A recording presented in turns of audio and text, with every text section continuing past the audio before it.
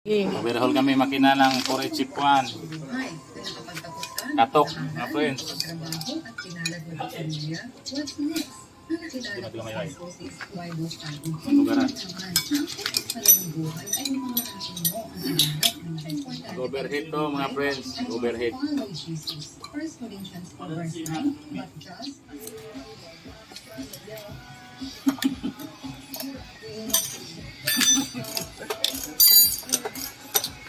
Hello mga friends. Shout out sa mga friends sa Shout out yan sa aking mga kaibigan sa Zamboanga, mga amigo diya, si Archoy, si Jervin, Agaw Dodong, sip-sip diha. Ayun, pagundan na mo.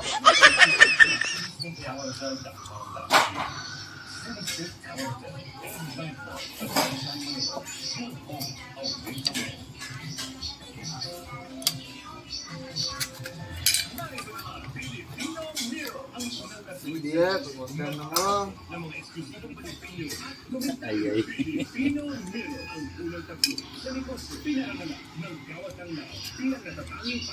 Wala ito, sige ba, dari tangi dari kalau sa mga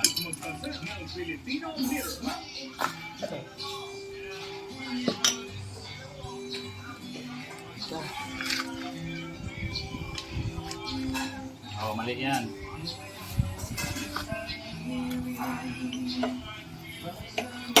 Dahan lang kasi mabukas. Yan na po mga friends, natangin-tangang motor pump pa lang. Dali may nagalan eh. Balik lang ang voltage. Jaga. Jaga. Iwaling nga rin. Sama na to. Kapag bata, buat ito. Butang kahoy. Lahat. Ngari pa daw.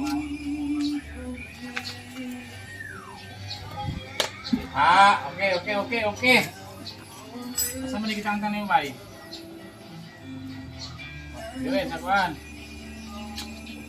Steering pump.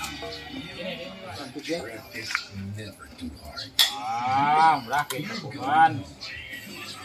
Bright guys. Bright thing kamay. Shout out po. Shout out niya sa napakan mga tipulis ba. Out sa mga sip-sip diha. Pagundan na mo, may butol yung sumog ninyo. Bago taglo. Mag-assemble tayo ng makina. Kuring sipuan. Ito na ba? Standard yung liner. Pero nag-oversize ako ng ring. Maghahasa na lang ako ng piston ring. Kasi yung standard na ring, malaki yung clearance. Ngayon, pinapapalitan ko ng Win 25. Maghahasa na lang. Para makuha ko yung saktong sukat.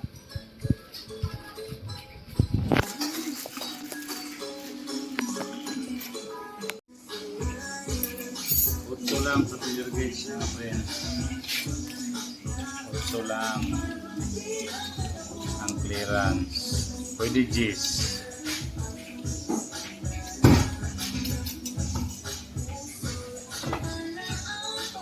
Pwede G's para hindi na masyadong matagal mag-break-in.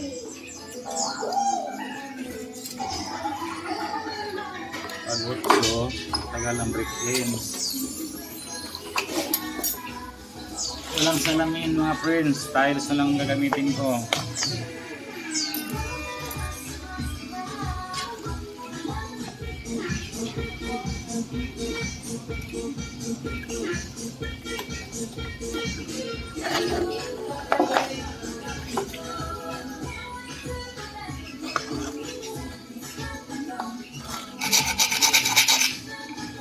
Maghasa tayo ng piston ring mga friends.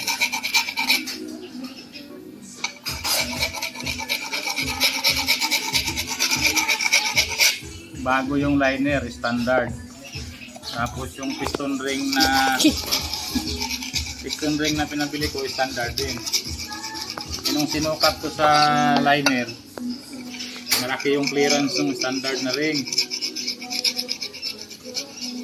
Masyadong malaki clearance kaya pinapapalitan ko ng 0.25. Nag-ahasa na lang ako para makuha ko yung tamang sukat niya.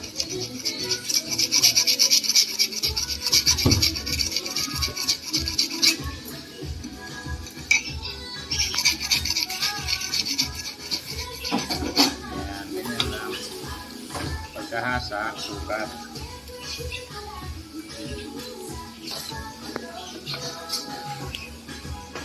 Malaki pa.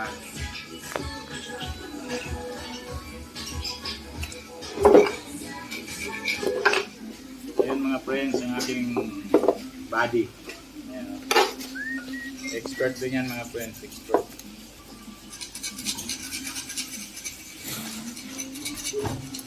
Hindi ko to kayang buuhin mga friends, siya pabubuhin ko ito. Tingin sa camera body. Tingin sa camera para mapita tayo. Hi sa- mga friends. Shout out sa Labakan. Sambuanga At ko City. rin sa mga buwisurot. Shout out dyan sa aming mga amigo dyan sa Labakan. Barangay Labakan, Sambuanga City.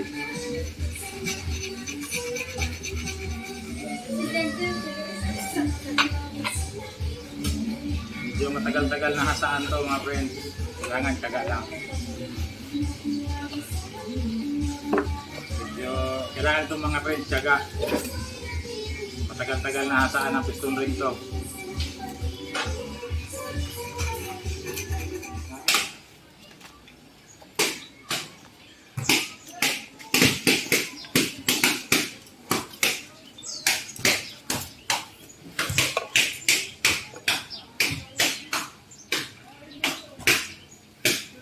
Ito po mga friends, mag-assemble na po tayo ng makina.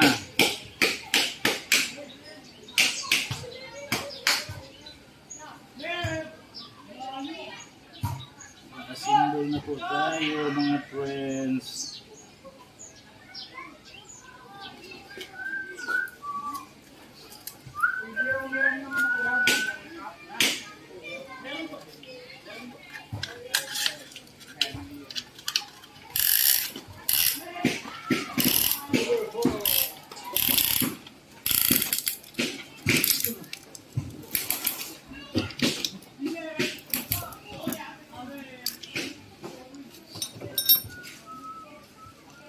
Wala kayong tindang cup dyan kuya?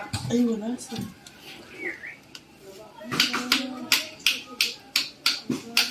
Marami po ba kailangan nyo? Kahit ano lang. Bumili kami alak eh. Umuwi lang. Wala. Ay. Okay na ako. Thank you, sir. Abot mo naman.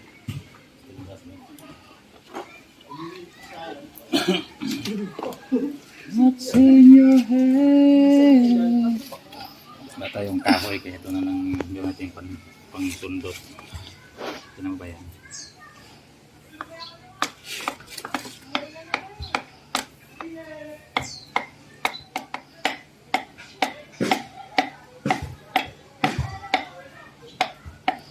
Sabi.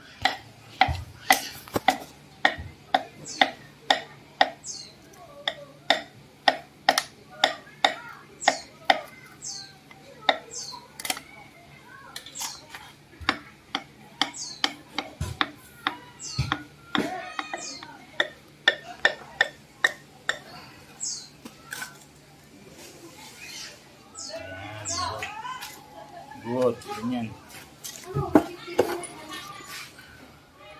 So, mga friends, palit ako ng dalawang piston na bago mga friends kasi nagkatama yung piston na dalawa. Kasi ang nangyari ito mga friends, nag-overheat. Kaya na-general overhaul siya mga friends. So mga friends, ina-assemble na natin yung makina ng porridge chip 1. Mga friends, lagyan natin ng patis. Ng patis. Dito lang mga friends, langis yan.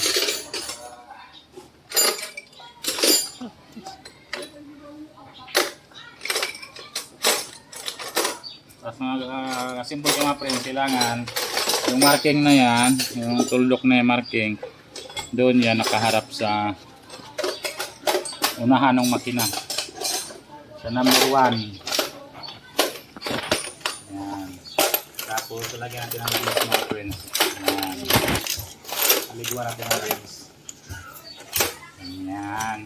Saan daw po yung yung caretaker po? Yan. Kasi nagtatanong yung mga upuan daw po. Yung may mga upuan daw kayo. Pwede mga friends, pwedeng sa likod yung, sa kabila yung kabilang side. Yung gatla. Yan, ganyan.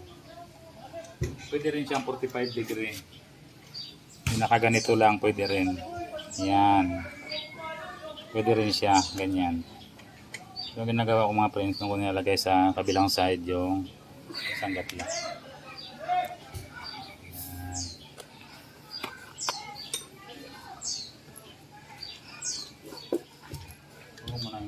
Puro higpit ha, panayad lang.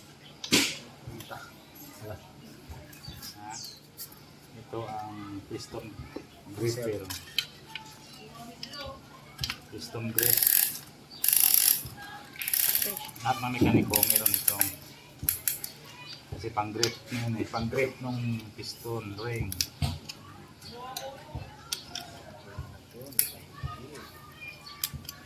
Sinsya na kayo mga friends, medyo dito sa gusto namin medyo hindi ganong malinis dahil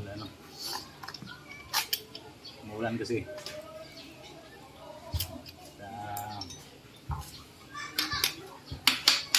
Dito lang kami sa may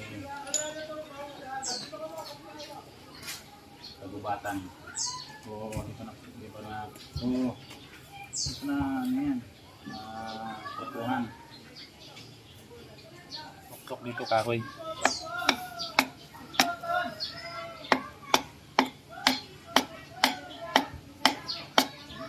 Kahoy or guma, pwede. Yan, huwag lang siyang pirsahin kaya baka maputol yung rig. Pag matigas, so higpitan natin. Yan, pamutok pa ng isa. Matigas huwag pilitin kasi delikado baka maputol yung piston ring.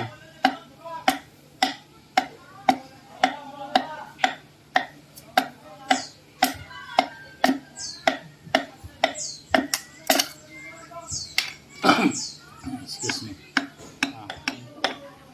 Yan. Swak siya. Ito nilagay siya.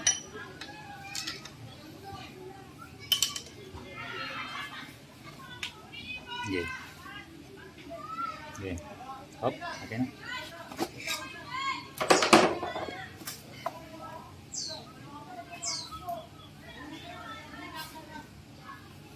Ito lang tayo natagalan sa paghasa ng ring. Itong liner na ito mga friends, bago ito. Standard. Ngayon, pabili akong piston ring na standard. Sinukat ko sa liner, malaki yung clearance. Kaya ipabili uli ako ng piston ring. Pinapapalitan yung piston ring. Pinapapalitan ko ng 0.25. Naghasa lang ako sa piston ring. Kinuha ko yung tamang sukat nung sa filler gauge doon sa clearance ng ring. Naghasa lang ako.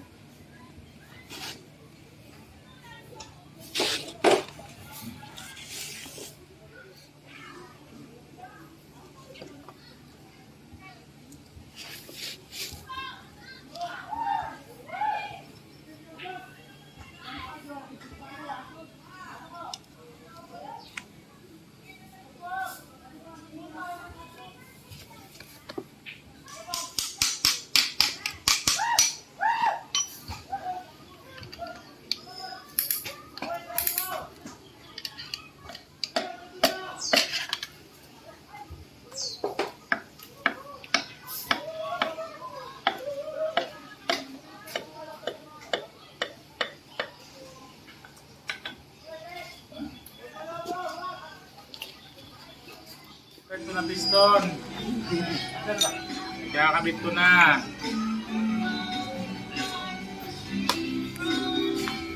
Ito, linis na linis.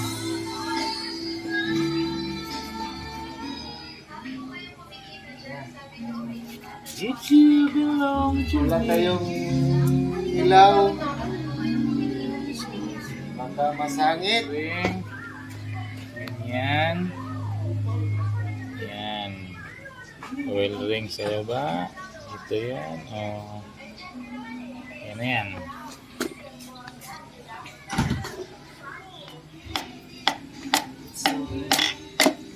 Yan. Yan mga friends. Hamloy kayo. Anak. Hamloy kayo.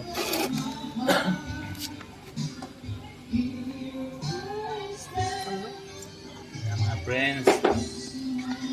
Salpak na natin lahat ng mga piston.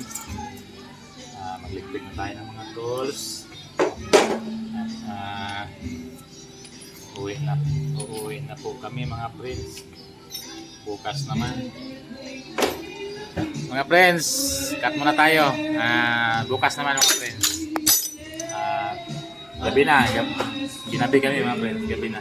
Labas mo! Mga friends, sana lagi niyo akong subaybayan. Lagi niyo po akong suportahan sa aking YouTube channel. Pasensya na kayo mga friends. At 2 years din mahigit na hindi ako nakapag-vlog. Ngayon lang uli ako mag-vlog. Yun. Pasensya na kayo mga friends. Paki-suportahan nyo na lang mga friends ang aking YouTube channel. Paki-like and share na lang. Paki-like and subscribe na lang po. Maraming salamat. See you. Hello mga friends. Good morning. Ito na naman tayo sa makina ng 461. Torque tayo mga friends.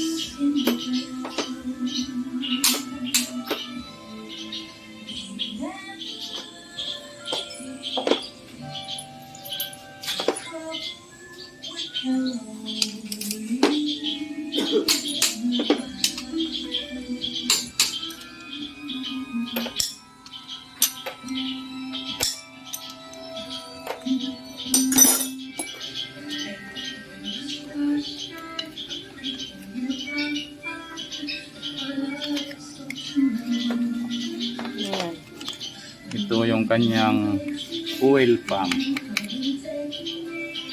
Oil pump ito mga friends.